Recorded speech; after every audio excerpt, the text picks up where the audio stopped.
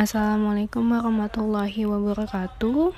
So I'm back again with my group presentation, and today I'm gonna presentation about implementation of Archipelago Insight as one economic unity.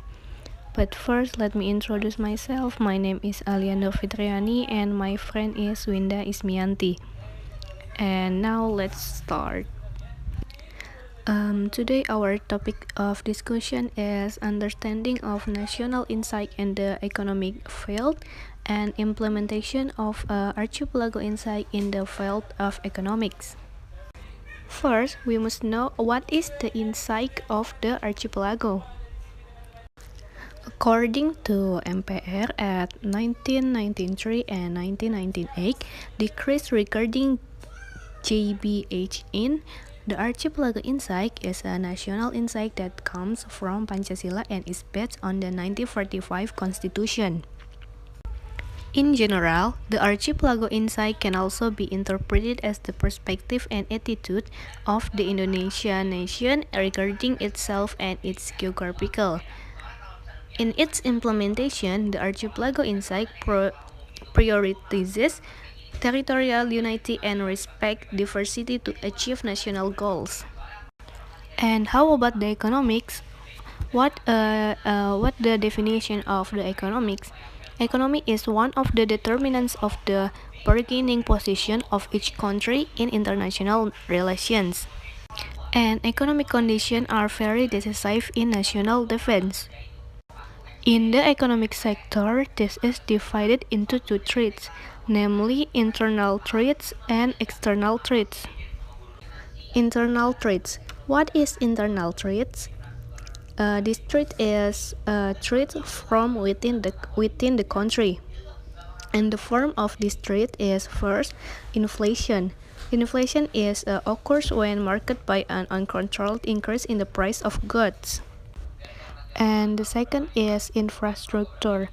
Inadequate facilities and infrastructure, for example, like less conducive roads, minimal transportation, and that way it will slow down economic growth in Indonesia.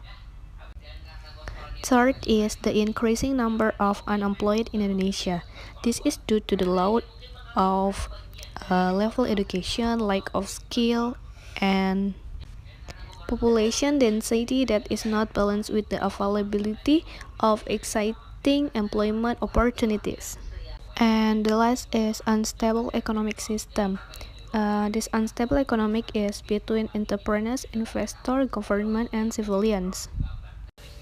And external threat. What is it? External threat is threat from abroad or another country. And the form of this threat is first, decreased level of competitiveness, starting from the individual and from the product produced. And the second is dependence on foreign parties. For example, this country often requests assistance from foreign parties or other countries in the form of loan or other funds. And the third is the Indonesian nation's unpreparedness to face the globalization era. And the last is the tendency of Indonesian citizens to prefer to use foreign products. So this make foreign nation invade to sell their products into this country. And this is our main topic is implementation of Archipelago Insight in the field of economics. So what it is? But first we must know what the definition of implementation the archipelago in economic field. In the economic field, the application of the Archipelago Insight will create an economic order that truly guarantees the fulfillment and improvement of the people's prosperity and welfare in a just and equitable manner. In addition, it can also describe the responsibility of natural resource management that takes into account the mutual needs of inter-regional communities as well as the preservation of natural resources themselves. And there are three principles of implementation of the Archipelago Insight in the economic field. The first one is economic life throughout the archipelago is held as a joint effort with the principle of kinship, in a populist of economic system for the greatest prosperity of the people. And the second is the level of economic development must be balanced and harmonious in all regions without leaving the distinctive feature possessed by each region in the development of its economic life. And the third is wealth in the archipelago, both potential and effective, is the nation's common asset and property to meet the needs of all parts of Indonesia equally. Example of the implementation of the archipelago insight in the economic sector is include balancing central and regional finance with the issuance of Law Number 25 of 1999 concerning financial balance between central and regional government. And do you know, guys, what are the benefits of economic unity for the people in an area? And what happens if there is no economic unity? So, the benefits of economic unity for a region is the necessities of daily living are provided evenly throughout the country, and the level of economic development is harmonious and balanced in our regions.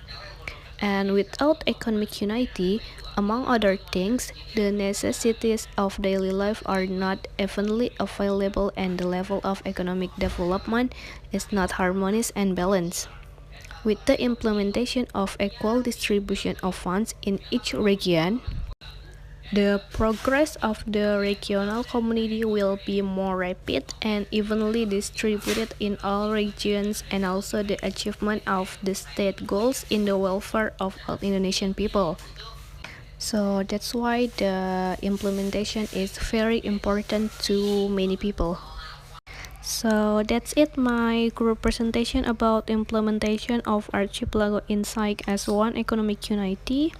Hopefully you understand, and thank you for listening my presentation, and I'm sorry if I have a word mistake. Wassalamualaikum warahmatullahi wabarakatuh.